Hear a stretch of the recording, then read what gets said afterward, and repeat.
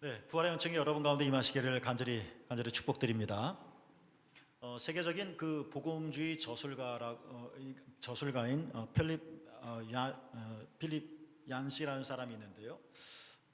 이분이 쓴 책이 우리나라에 굉장히 많이 번역이 되어져 있습니다. 근데 한번 전에 이분이 쓴 예수 그리스도의 삶에 대해서 또 십자가를 이분이 설명하는 그런 내용의 책을 이렇게 읽으면서 이분이 이런 말을 했습니다. 신앙이란 뭐냐? 신앙은 강력한 희망이 기름으로 타오르는 것이다 라고 말을 했습니다. 신앙이란 뭐라고요? 강력한 희망이 기름처럼 타오르는 것이다. 사실 우리는 살다 보면 지치기 마련이죠. 자동차도 계속 타면 낡기 마련이고 기름도 없어지기 마련이죠. 그래서 계속 충전하지 않으면 가다가 멈추겠죠. 근데 신학이란 뭐냐? 우리의 삶이 이렇게 중단되어지기도 하고 지치기도 하고 낙심되어지기도 하고, 그렇지만 신앙이란 강력한 희망이 되어서 마치 기름으로 타오르는 것과 똑같다라는 것이죠. 근데 이분이 또 이런 말도 했습니다. 이 이야기를 한 책에서 말하기를 이 세상에서는 돌이킬 수 없는 일들이 굉장히 많다. 그러면서 그 하나의 예를 들었는데요. 정말 죽지 않기를 우리가 간절히 바라고 기도했습니다. 예를 들어서 아픈 분들, 그래서 죽음하고 가까워지는 분을 위해서 하나님 이분이 회복되기를 원합니다. 기도를 했는데 공교롭게도 부활절 아침에 숨을 거두는 사람도 있을 것입니다. 무덤에서 나사로가 살아난 이 예수님의 놀라운 이야기를 우리가 기억하면서 우리도 우리 가슴 속에 이런 살아남을 우리가 기대하지만 더 오래 사심, 이 질병이 회복되어짐을 우리가 기도하고 무덤에서 벗어나오기를 원하지만 말하는 겁니다. 돌이킬 수 없는 일이 있다. 우리도 어떻게 할 수 없는 일이 있다 하는 겁니다. 그런데 우리가 좀 생각해 봐야 될 것은 이것은 우리의 삶에 보편타당한 이야기이기는 하지만, 그런데도 이러한 모순적이고 어려운 이런 삶의 이야기 속에서도 수천 년 동안 지금까지 부활신앙은 끊이지 않고 이어져 왔다는 것입니다. 부활신앙이 이러한 복잡한 내 삶 속에 기름과 같은 역할을 하지 못한다면 접어서 버리겠죠. 부활신앙이 내가 살아가는 데 전혀 도움이 되지 않는다면 휴지 조각처럼 취급해서 깊은 곳에 집어넣어 버리겠죠. 그런데 이러한 이해할 수 없는, 돌이킬 수 없는 일들이 지금도 버젓이 일어남에도 불구하고 이것이 나, 너, 우리, 그리고 지금만이 아니라 고대시대 때부터 계속 반복되어진 일인데, 삶의 모습인데, 그런데도 부활신앙이 지금까지 계속 끊이지 않고 이어져 오고 있다 하는 것은 뭘 말하는 겁니까? 어쩌면 이것은 필립 얀시가 이야기한 것처럼 부활이 주는 희망의 기름이 타오르고 있기 때문이 아닌가라는 말을 생각해 봅니다. 이러한 서두로 저는 오늘 예수님께서 도마에게 하셨었던 이 짧은 한마디를 통해서 부활이 어떤 의미인가, 우리는 부활을 어떻게 확인받을 수 있는 것일까, 예수님께서 부활하셨다는 것을 우리는 어디서 어떻게 알 수 있는 것인가, 그리고 바른 내용과 방법은 무엇인가에 대해서 말씀을 드리려고 합니다. 먼저 기억해야 될 것은 예수님께서 도마에게 하신 말씀이지만 이 말씀을 묵상하면서 곰곰이 우리가 되씹어 보면 단순히 고대시대 때 신약시대 때 도마라고 하는 한 사람에게 한 말이 아니라 우리들 모두에게 한 말이라고 하는 것들을 아마 이제 설교를 통해서 여러분이 알게 되실 텐데요. 29절 앞부분에 보면 표준세 번역에 예수님께서 도마에게 이런 말씀을 하셨죠. 너는 나를 보았기 때문에 믿느냐라고 말씀을 하셨습니다. 여러분, 이 말씀은 우리가 먼저 오해를 좀 없앴으면 좋겠어요. 예수님께서 도마를 책망하는 내용이 아닙니다. 너는 꼭 나를 봐야만 믿니? 예수님을 보고 예수님의 상처에 손을 얹고 그건 믿음이 아니다, 그렇게 믿지 말아라 하는 훈계, 꾸짖음이 아니라는 것입니다. 오히려 저는 너는 나를 보았기 때문에 믿느냐라는 말은 도마라고 하는 한 개인을 두고 한 말이 아니라 이 도마의 사건을 통해서 어떤 예수님 당시의 사람들, 그리고 지금까지도 여전히 있는 어떠한 사람들에게 예수님의 부활과 예수님의 삶과 하나님의 구원의 도리에 대해서 어떤 방식으로 접근하는 사람들에게 예수님께서 하신 말씀이라는 거예요. 도마 한 사람을 두고 한 이야기가 아니라는 거죠. 너는 나를 보았기 때문에 믿느냐? 그런데 여러분 한번 생각해 보십시오. 다른 제자들, 가룟 유다는 이미 떠났고 도마는 지금 믿지 못했고 나머지 10명의 제자가 있는데요. 요한복음이나 누가복음 복음서를 읽어보면 부활하신 예수님께서 이들에게 나타나셨죠. 그러니까 이 10명의 제자들은 다 예수님의 부활을 보고 믿었습니다. 안 보고 믿은 게 아닙니다. 그런데 유독 도마에게 너 보고 믿을 거야? 라고 말씀하셨다고 우리가 이 말씀을 이해한다면 앞뒤가 안 맞는 말일 겁니다. 또 예수님께서는 성경을 쭉 읽어보면 부활하신 이후에 약 6주 동안 12번 정도 걸쳐 나타나셨습니다. 직접 부활의 몸을 보이셨습니다. 만약 보았기 때문에 믿는 것이 덜 신앙적이거나 비신앙적인 거라면 나타나지 않으셨을 겁니다. 부활의 몸으로. 그런데 예수님께서도 그렇게 나타나셨다. 그러니까 도마에게 하는 말은 안 보고도 믿어야지 보고 믿는 건 믿음이 아니야 라는 그냥 우리 마음 아프게 하는 그런 꾸짖음이 아니라는 겁니다. 또 한번 이렇게 한번 생각해 봅니다. 그런데 여러분 이런 질문을 해보시지 않으셨습니까? 왜 예수님은 더 자주 나타나지 않으셨을까 하는 겁니다. 정말 이렇게 못 믿는다면 한 번 나타나신 걸로 안 된다면 2번, 10번, 100번이라도 나타나셔서 믿게 하셔야 되는 거 아닐까요? 그런데 예수님은 글쎄 하늘로 승천하실 이 40일, 부활하시고 승천까지 40일인데요. 시간이 짧아서 6주 동안 12번만 나타나실 수밖에 없었던 것일까요? 또 이런 질문도 할 수 있습니다. 총독 빌라도나 그다음에 사내들인 유대인 지도자들 그리고 심지어 할 수만 있다면 로마 황제에게 예수님께서 부활의 모습으로 나타나셨다면 이 유력한 자들이니까 부활의 증거가 더 널리 퍼졌을 것 같고 이 부활 신앙이 더 영향력 있게 확대되었을 것 같죠. 힘 있는 자들이니까. 그런데 왜 이들에게는 나타나지 않으셨던 것일까요? 정말 그 당시에 사회적으로 소외되고 지탄을 받고 있는 조롱을 받고 있는 그리고 부들부들 떨면서 문 안에 갇혀있는 12명의 제자에게 그리고 힘없는 그 당시 힘없는 여자들에게 고작 이런 사람들에게만 나타나신 이유는 뭘까요? 이들의 한마디보다 총독의 한마디가 더 파급력이 클 텐데 이들의 증거 하나보다 황제의 말 한마디가 땅을 바꿔버릴 텐데 그런데 왜 예수님은 이런 총독, 황제, 사내들인 유대 지도자들에게는 나타나지 않으셨던 것일까요? 이런 질문 말입니다. 효율성을 따진다면 죄송하지만 제가 만약 이 사역을 했다면 황제를 먼저 찾아가서 뒤집어 놨을 것 같습니다. 총독을 먼저 설득시키고 나타나서 회개시켰을 것 같습니다. 훨씬 효율적인 일의 방식이니까요. 그런데 주님은 그렇게 하지 않으셨다는 겁니다. 뭘 말씀하시는 걸까요? 저는 이렇게 생각합니다. 여러분도 한번 생각해 보십시오. 정말 그렇네. 이러한 사람 유력자들에게 나타났으면 더 좋았을 것을 그리고 더 자주 여러 번 나타나셨으면 정말 더 좋았을 걸 왜 예수님은 이렇게 하셨을까? 그런데 여러분 어떠신가요? 정말 빌라도나 유대 지도자나 황제들이 예수님이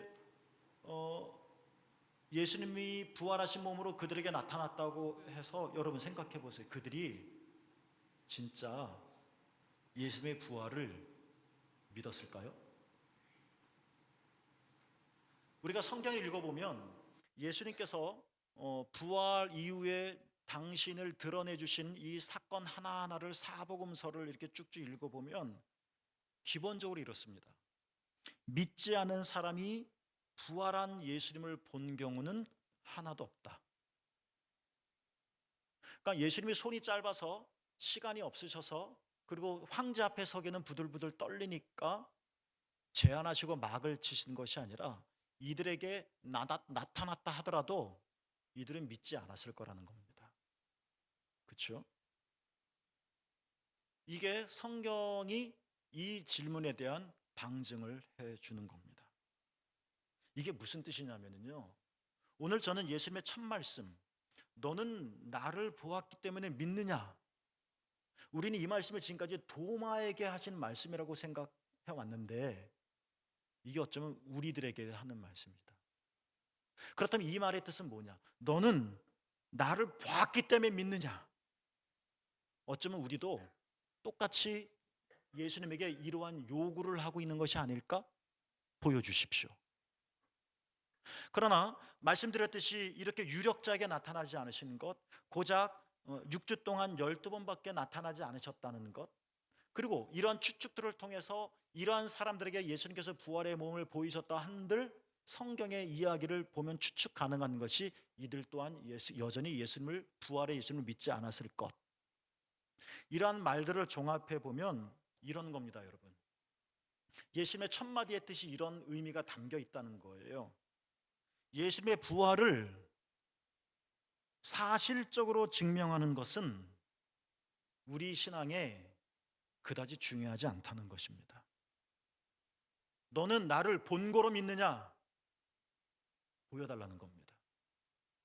그러나 꼭 보여줘야만이, 그리고 또 봐야만이 내가 믿을 수 있다? 필요 충분히 아니라는 겁니다. 봐도 안 믿을 수 있다. 그러면 보는 것, 안 보는 것보다 더 중요한 뭐가 있다는 겁니다. 그렇죠? 왜 예수님께서 이런 사람들은 안 나타나셨을까? 보여줘도 안 믿었을 거라는 거예요. 이게 성경이 간접적으로 증언하고 있는 거예요, 논리적으로. 여러분, 물론 그렇다고 해서 예수님의 부활에 대한 사실적 증명이 우리 신앙생활 속에 중요하지 않다는 말은 예수님의 부활이 거짓이거나 어떤 속임수거나 초대교회에 실제로 있었던 음모론과 같은 이런 건 아닙니다. 여러분, 예수님은 실제로 역사적으로 부활하셨습니다. 그런데 말씀드리려고 하는 것은 이겁니다. 이 세상에는 과학적으로 증명할 수 없는 것들이 많다. 그리고 과학적으로 증명되어진다고 하더라도 이게 우리들에게 꼭 유의미한 것만은 아니다. 어머니가 나를 사랑하신다. 과학적으로 증명할 수 있을 겁니다. 어머니의 심장이 뛴다. 아니면 어머니의 호르몬이 다르게 나온다. 나를 사랑하기 때문에. 그러나 이런 생물학적이고 과학적인 설명을 듣는다고 해서 어머니가 나를 사랑하신다는 사실에 내 가슴이 흥분하며 뛰지는 않습니다. 그러니까 우리가 그러한 호르몬의 이야기나 심장 박동수를 말하지 않아도 어머니가 나를 사랑하시는 것을 내가 느끼는 것만으로도 우리는 삶에 힘을 얻죠. 그러니까 과학적인 사실과 종교적인 신앙이 늘 상반된다는 이야기가 아니라, 우리가 너는 나를 보았기 때문에 믿느냐라는 이 말씀 속에서는 우리의 신앙을 사실적으로 증명하고 접근하려고 보여주십시오, 보여주십시오 요구하는데, 보여준다고 한들 이것이 우리들에게 실제로 예수 그리스도의 부활의 신앙이 사실화되어지겠느냐? 아니라는 겁니다. 신앙의 과학적인 증명은 꼭 필요한 것은 아니다. 과학적인 사실에 위배되기 때문이 아니라 과학적인 사실을 초월해 있기 때문이고, 또 과학이 물론 더 발달하면 더 증명해낼 수 있는 것들도 많이 있겠지만, 발달한다 하더라도 여전히 증명해낼 수 없는 종교적인 심층적인 의미는 아직도 많다. 좀 어려운 말이기는 하지만, 너는 나를 보았기 때문에 믿느냐? 지금 우리들 현대인들이 예수가 부활하셨다고? 그게 가능해? 아니, 그 말이 가능하냐고. 죽은 사람이 어떻게 살아나? 그러면 그 사람이 살아나면 다른 사람도 살아나야 될 거 아니야? 이게 뭡니까? 보여달라는 겁니다. 그럼 보여주면 믿을 수 있겠느냐? 나는 보여주면 믿겠다고 나는 지금 생각하겠지만, 성경의 수많은 증거들, 그리고 역사적인 많은 증거들을 보면 보여준다고 하더라도 여전히 믿음으로 가는 것은 아니더라. 예수님은 그래서 이 사실적인 증거가 너의 신앙에 유의미한 것은 아니다. 그러한 의미에서 너는 나를 보았기 때문에 믿느냐? 라고 지금 도마를 향하여 말씀하시지만, 사실 똑같은 생각을 가지고 있는 오늘 우리들에게, 현대인들에게도 하신 말씀이 아닐까? 우리가 예수 그리스도의 십자가와 부활에 가까이 가지 못하는 이유는 그런 것이 아닐까? 보여주십시오. A는 A고 B는 B라고 논리적으로, 물리학적인 법칙으로, 생물학적으로 보여주십시오. 그런 게 아니라는 겁니다. 부활은 이렇게 객관적인 진리 발견으로 증명되어지는 게 아니라는 겁니다. 증명되어지더라도 그것이 꼭 모든 사람에게 부활의 의미가 충만해지는 것도 아니며 또 증명할 수도 없다는 겁니다. 부활은 그렇게 드러나는 것이 아니라는 것입니다. 이 말 뜻이 그렇다는 거면 너는 나를 보았기 때문에 믿느냐? 들킨 것 같지 않습니까? 내가 예수님에게 말은 안 해도 이런 생각을 가지고 다가가는 건 말입니다. 자, 그럼 두 번째, 그렇다면 보다 더 중요한 것은 뭘까 하는 겁니다. 예수님의 29절 두 번째 말씀은 이겁니다. 세번역 성경을 읽어보면 나를 보지 않고도 믿는 사람은 복이 있도다. 여러분, 이것도 똑같습니다. 도마에게만 하신 말씀이 아닙니다. 우리들에게도 주신 말씀입니다. 이따 또 논쟁하겠지만 안 보고 믿는 게 최고야 라는 단편적인 이야기도 아닙니다. 보고 믿을 수도 있습니다. 그러나 보고도 믿지 않을 수도 있습니다. 그렇다면 우리가 보고 안 보고를 떠나서 예수의 부활의 몸을 보고 안 보고를 떠나서 믿을 수 있게 하는 것은 뭡니까? 그 사람이 복되다는 겁니다. 예수 그리스도의 부활에 대한 가장 확실하고도 우리 삶에 개인적으로도 매우 중요한 증거는 예수님께서 무덤에 계셨을 때 입으셨던 세마포가 유전적으로 DNA 분석을 해봤더니 진짜 맞더라. 그런 논증이 아니라 진짜 중요한 증거는 정말 예수님이 부활하셨구나 라는 것을 나 자신도 주변 사람도 정말 그렇구나라고 말할 수 있게 하는 가장 확실하고도 중요한 증거는 뭐냐? 부활을 목격하고 믿은 사람들이 변화되었다는 겁니다. 이게 진짜 부활의 증거라는 것입니다.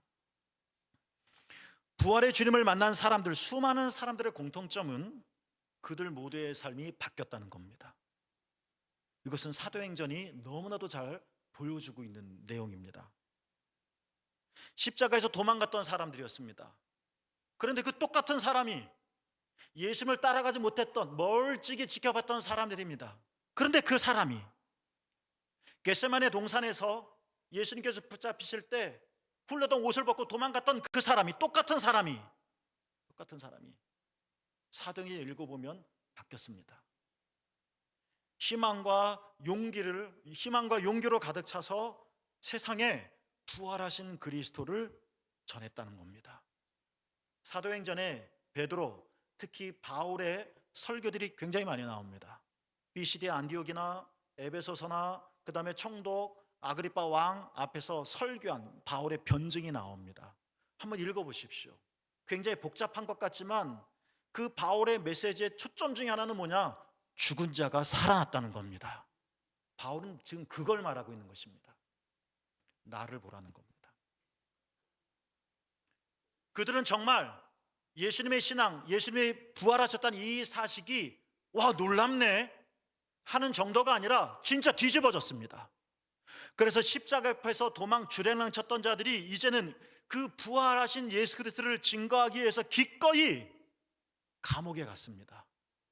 심지어 순교도 마다하지 않았습니다. 누가 시켜서가 아니었습니다.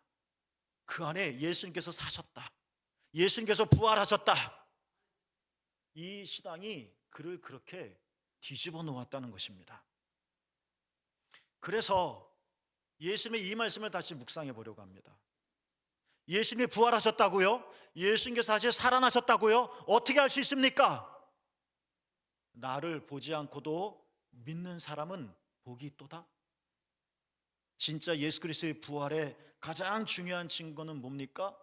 부활을 목격한 자들이 변화되었다는 것입니다. 여러분, 예수 그리스도께서 다시 사셨다는 것을 여러분 믿으십니까? 그러면 우리는 변화되어진다는 것입니다. 이것이 어디 보여줘. 이 세상의 물음에 초대교회 교인들은 말합니다. 나를 봐 라고 말을 합니다.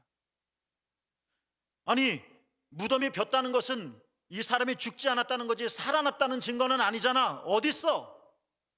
라는 세상의 날카로운 질문에 과학적인 사실적인 증명을 들이대는 것이 아니라 한결같이 초대교회 교인은 이렇게 말했습니다. 나를 봐. 내가 이렇게 바뀌었어. 여러분, 이게 복 있는 자입니다.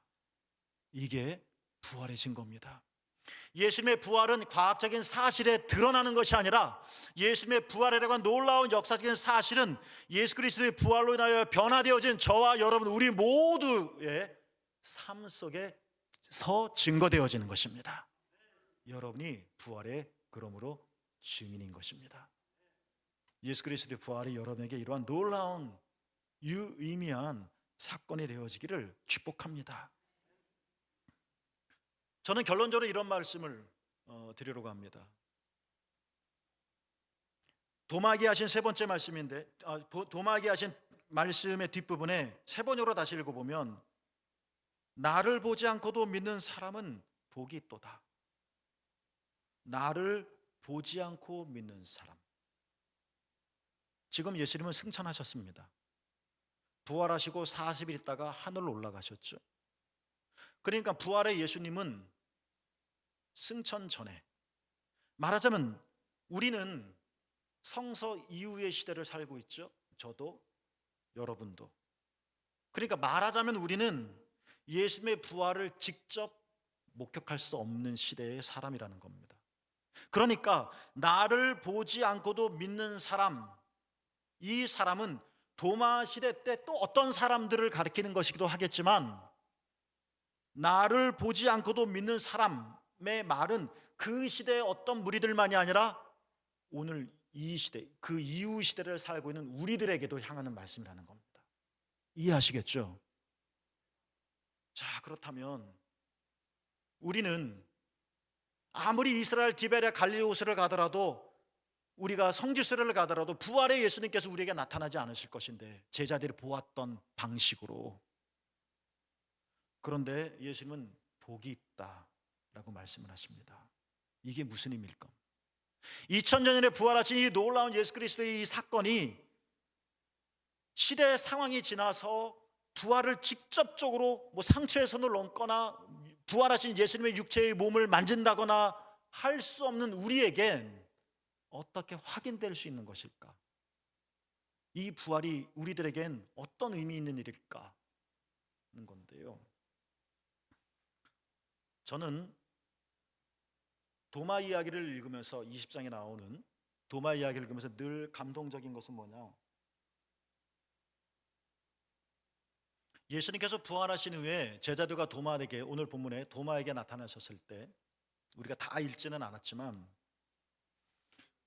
부활하신 예수님의 몸에 예수님께서 십자가에 달리셨을 때 당했던 상처가 여전히 있었다는 겁니다. 이게 매우 신비롭습니다. 예수님은 부활하실 때 말끔한 몸을 입지 않으셨다는 겁니다. 상처가 있고 찔린 자국이 있습니다. 피의 흔적도 있었을까요? 왜 예수님은 이 상처를 가리지 않으셨을까? 부활하셨는데 십자가의 상처를 왜 회복시키고 멀쩡한 몸을 입고 핸섬하게 나타나신 것이 아니었을까? 그렇죠? 그리고 상처를 보면서 도마야 봐라, 도마야 만져봐라. 이 아픈 상처를 왜 예수님께서 또다시 열어주셨던 것일까? 부활의 시간의 말입니다. 이 본문을 묵상하면서 저는 생각이 드는 것이 뭐냐면 예수님의 상처의 몸을 입고 부활하셨던 그 상처는 바로 우리의 상처라는 겁니다. 그래서 도마가 그 상처를 보는 순간 신앙의 신비죠. 내 상처가 아니라 예수님의 상처를 보는 건데 놀랍죠. 정말 하나님의 손길이 도마를 어루만져 주셔서 도마가 차마 말할 수 없었던, 그리고 내가 왜 이러지 하고 스스로도 이해할 수 없었던 놀라운 신비로운 일들을 도마가 경험하게 됩니다. 보실래요? 이게 상처인가 싶지만, 이게 아픔인가 싶지만 찬찬히 읽어보면 이게 진짜 아픔이고, 이 아픔이 사실 우리에게도 있다는 것을 보게 될 텐데요. 성경의 표현입니다. 24절. 제자들이 다 모여 있었습니다. 부활 후에. 그런데 왜 도마만 빠져 있었을까요? 모르겠습니다. 그러나 마땅히 있어야 할 자리에 왜 나는 없었던 것일까요? 뭐가 있었을 것입니다. 그렇지 않았었을까요? 여러분 생각해 보십시오. 당연하게 내가 가야 할 자리, 그리고 내가 간다고 해서 누가 뭐라고 하지 않을 자리, 그런데 왜 나는 못 가는 걸까요? 내가 그것을 한다고 해서 누가 나에게 비난을 하지 않을 텐데, 마땅한 나의 권리인데, 근데 왜 나는 그걸 못하는 걸까요? 그렇죠? 내 안에 뭐가 있는 겁니다. 그러니까 도마가 바빠서 그 자리에 없었던 것이 아니라 도마 뭐가 있는 겁니다. 그 안에. 26절 이런 표현도 나오죠. 문을 잠글 수밖에 없었던 상태. 정말 답답하고 오랜 긴 잠을 잤으면 찌뿌둥한 내 몸도 좀 기지개도 활짝 피면서, 그리고 창문을 활짝 열어서 따사로운 햇빛이 방 안으로 가득 들어오는 게 원하는 것이 우리의 심상인데 왜 가두는 걸까요? 다른 사람들이 내게 다가오는데 왜 나는 자꾸 닫는 걸까요? 그렇죠? 왜 나는 세상을 향하여 용기 있게 삶을 펼치지 못하는 걸까요? 몸이 아파서 그럴 수도 있겠고, 이것도 상처죠. 뭔가 두려움이 있어서 그런 것이기도 하겠죠. 문을 잠글 수밖에 없었던, 말할 수 없는, 그 뭔지는 모르지만 도마가 가지고 있는 아픔. 또 볼까요? 27절. 우리는 당연하게 읽어왔었는데 만져보지 않고는 의심할 수밖에 없었던, 만져봐야지만 뭔가 해결이 되어질 것 같은, 만져보지 않고도 그렇지 하고 기꺼이 껴안을 수 없는, 이겁니다 라고 우리에게 증명을 해주지 않아도, 증거물을 내주지 않아도 그렇군요 하고 기꺼이 믿을 수 있는, 환영할 수 있는 그런 상태가 도마가 아니었다는 겁니다. 어쩌면 이것이 지금 우리의 상태일 수도 있겠죠. 그렇죠? 그런데 도마, 예수님의 상처를 보는 순간 뭐가 오는 겁니다. 하나님께서 정말 은혜를 베풀어 주셔서 그 상처를 보는 순간 자신 안에 있는 모든 이 두려움과 상처와 불안들, 아픔들이 다 해소가 되어지는 겁니다. 그래서 도마는 문을 잠그고 있던, 그 자리에 없었던, 봐야지만 믿을 수밖에 없었던 이 도마가 인도에까지 가서 복음을 전하는 사도가 되어집니다. 여러분, 오늘 이 말씀을 결론적으로 드리려고 합니다. 정말 예수님이 부활하셨습니까? 어떻게 할 수 있습니까? 주님이 여러분을 치유하십니다. 주님이 여러분을 새롭게 하십니다. 이게 부활의 증거입니다. 우리가 그리스도 예수의 부활을 정말 가슴으로 고백하고 받아들일 때 꺾인 날개가 이제 펼쳐질 것입니다. 그래서 필립 얀시가 말한 것처럼 부활은, 신앙은 강렬한 희망이 기름으로 타오르는 것과 같다. 세상은 좁아오지만, 그러나 이 굽혀진 허리지만, 그러나 우리는 부활을 고백할 때마다 펼 수 있다는 것입니다. 나를 새롭게 하는 겁니다. 나는 더 이상 문을 잠그지 않습니다. 나는 더 이상 그 자리에 빠지지 않습니다. 주님이 다시 사셨습니다.